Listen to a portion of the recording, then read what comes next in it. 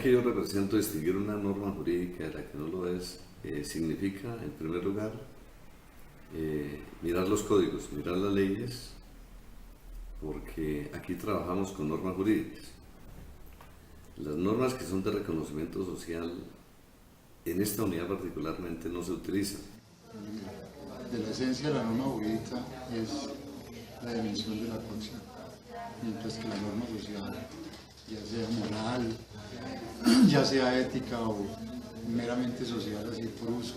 La norma jurídica se presenta fundamentalmente como proposiciones prescriptivas, ¿cierto? Como proposiciones de muy diverso tipo que pretenden regular o dirigir o guiar el comportamiento humano. Lo que podríamos indicar es que una norma jurídica es válida en la medida en que exista un proceso de validez formal por el cual sea expedido. Las normas de etiqueta, la norma jurídica, que es algo que está en la norma o es algo que es externo a la norma. Yo me afilio a las tesis que piensan que el tema no está propiamente en la norma, sino en el comportamiento relacionado con la observancia o inobservancia de la norma. En ese sentido, las normas jurídicas tienen garantizadas su observancia o pretenden tener garantizada su observancia y la reacción frente a la inobservancia por lo que yo le llamaría un cuadro coactivo, por un grupo.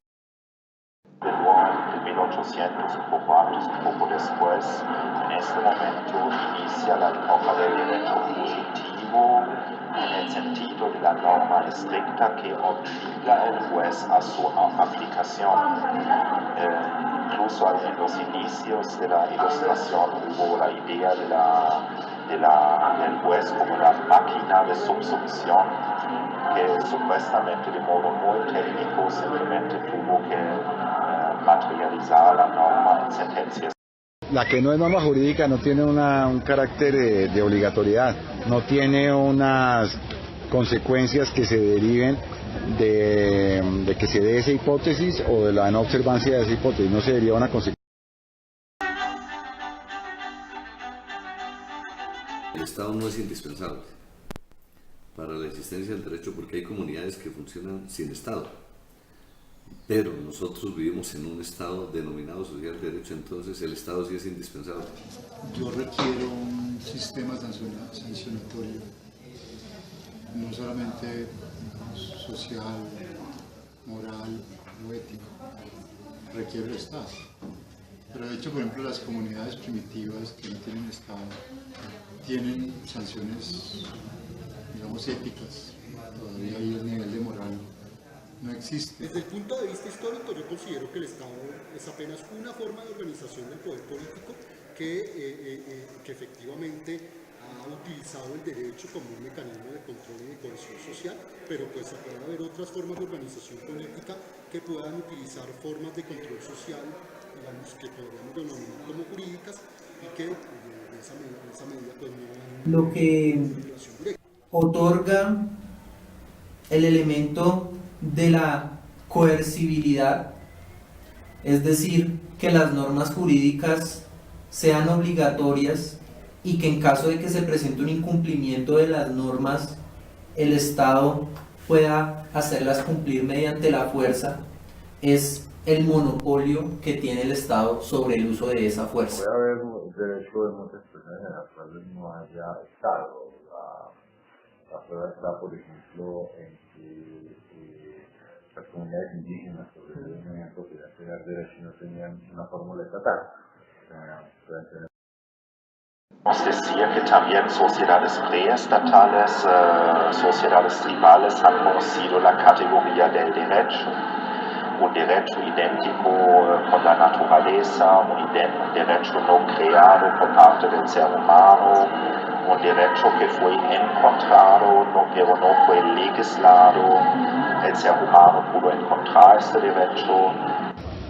Porque decía Irin, el Estado, que la ley no es más que un interés protegido por el Estado.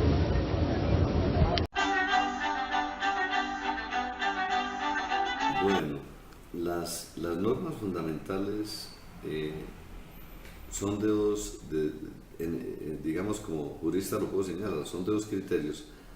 Hay normas fundamentales que no se necesita que estén en ninguna parte también porque son valores, digamos, que la humanidad ha conquistado. El otro criterio es el de las constituciones que nacen a partir de los años 48, que es considerar que las normas fundamentales se encuentran en una parte dogmática que cada constitución establece de manera expresa o abierta.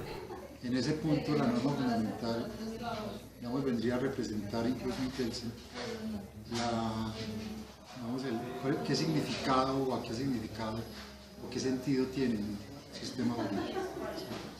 Si estamos hablando de la Grundnorm, la norma fundamental de Kelsen, la regla de reconocimiento de Haag, pues yo diría que finalmente había muchas dificultades para identificar ese tipo de normas. La norma fundamental es la que nos permite diferenciar lo jurídico de lo no jurídico de toda la totalidad de las normas que rigen en una sociedad, ¿sí? Y esa norma fundante siempre es una norma hipotética, es decir, es una abstracción, es una especie de ilusión, la llamaría Bourdieu, una ilusión en la cual quienes están vinculados con el derecho crean para que creen en el derecho, por eso lo llamaba también una especie de ilusión. La Constitución es norma de norma porque nosotros creemos que lo es. Imagino que como norma fundamental se refiere a la Constitución de Colombia de 1991, aunque hay también publicaciones sobre, por ejemplo, la metanorma de Kelsen, pero pienso nos enfocamos en la Constitución. Bueno, yo pienso la afirmación de la Constitución de la norma de normas no es tan falso. Yo percibo la Constitución de Colombia como una Constitución idealista. Pues la Constitución. ¿Y cómo la identificamos? Por el contenido de los derechos, por ser la carta magna que reglamenta los derechos y obligaciones de los ciudadanos del Estado, todo el funcionamiento del Estado.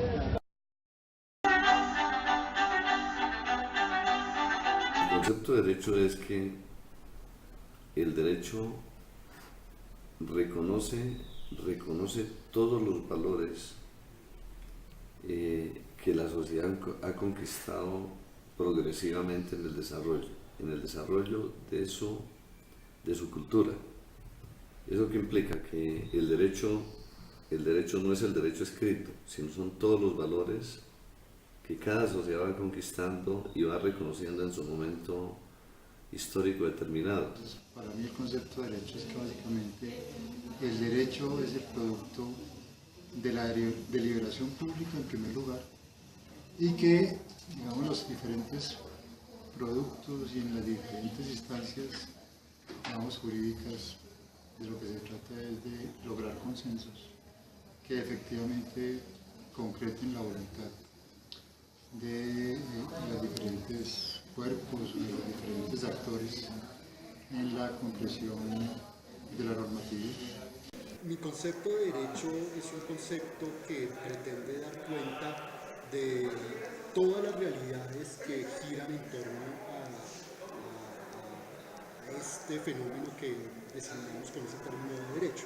No solamente, digamos, el componente normativo, cierto que tradicionalmente, digamos, la gramática, la doctrina, la teoría del derecho ha destacado como el componente fundamental del derecho, sino otro tipo de realidades. Entonces, el derecho, en principio podríamos decir que el derecho es un sistema de normas, ¿sí? Que el derecho es un sistema que permite organizar la conducta de los individuos. Yo soy más afín a pensar que el derecho como tal no tiene concepto, es decir, que no hay una clara definición de qué es derecho, sino que lo que la gente entiende por derecho es variable, y en ese sentido me acerco más a las concepciones del derecho que tenían los realistas norteamericanos, y es que uno puede ver el derecho en ejercicio, uno puede ver formas de ejercicio de tipos de derecho, pero no tiene una claridad muy grande sobre qué es derecho. Es más que derecho positivo, derecho debe ser un derecho materialmente enfocado en la justicia. Yo pienso que el derecho puede ser un instrumento de reforma social, de realización de una sociedad más armónica, más humana.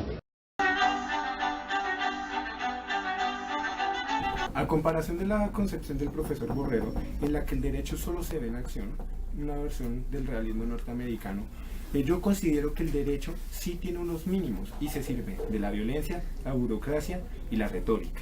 Y es en la medida en que busca la resolución de litigios. Estos derechos son legítimos en cuanto se expresa la voluntad del pueblo. Por eso hay diferentes tipos de derecho, en eso sí acordamos.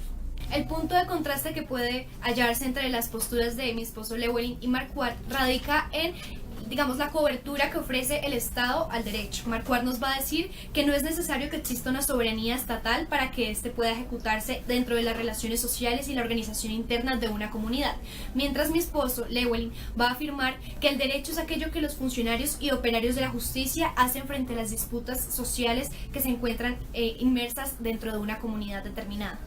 Las dos diferencias fundamentales que yo encontré entre el profesor Martín Uribe y mi esposo fueron la primera en el criterio de la norma fundamental. Mi esposo dice, se basa en la teoría de Kelsen de la pirámide inversa, de manera que la norma fundamental está sobre la base de todo y es lo que permite que las otras se funden en él. Martín Uribe dice que la norma fundamental es la Constitución porque recoge todas las normas que hay. La segunda es la norma jurídica y la que no lo es. El profesor Martín Uribe dice que la diferencia entre una norma social y una norma jurídica es que no hay consecuencia por la norma social. En cambio, mi esposo dice que en la norma social sí hay una sanción, pero es una sanción desregulada, que le falta la falta de proporciones entre violación y respuesta es la que la diferencia de la norma jurídica. Las disertaciones que tengo con el profesor Oscar Mejía Quintana es que él va a mirar las relaciones de una manera abstracta. ¿Por qué? Porque se habla del derecho como un sistema social, ¿sí? Y de las relaciones que tiene como sistema social con otros sistemas sociales, así, de tal suerte, el derecho es para él un producto de la deliberación pública en la cual se busca una conclusión de normas jurídicas a partir de dichas deliberaciones. Esto no deja de ser una abstracción dado que pone en el centro en gran medida al Estado. Lo que hay que mirar realmente es en el centro al juez, que es el que realmente ejecuta, y a partir de su voluntad, de sus interpretaciones, de la concreción o de la aplicación de otro tipo de normas, de otros sistemas, se crea el derecho. Frente a la posición que tiene el profesor Diego Narváez, yo sostengo en mi teoría una posición contraria, ya que yo pienso que sin el Estado no podemos hablar de derecho, ya que el derecho surge como una forma de controlar el Estado y el intercambio de los bienes. De esta forma, el ejemplo que él coloca de las sociedades indígenas no es un ejemplo válido, ya que no se puede hablar de derecho en una sociedad en la que no hay intercambio de bienes. Pero el comunismo, el fin del comunismo, es llegar a la abolición absoluta del Estado y del derecho. Se puede decir que me diferencio del profesor Andrés Villabona en dos cosas. La primera es que la norma jurídica para él no tiene que estar basada en la regla de reconocimiento y tampoco tiene que ser garantizada por el Estado.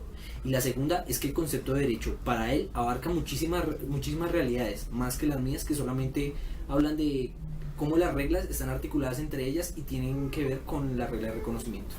Con respecto a lo de la norma jurídica y lo de la norma social, pues mi hijo piensa que existen dos, se llaman reglas y principios, se los llama de forma diferente. Las reglas son las que están en la Constitución, las reglas positivas, y los principios son los morales.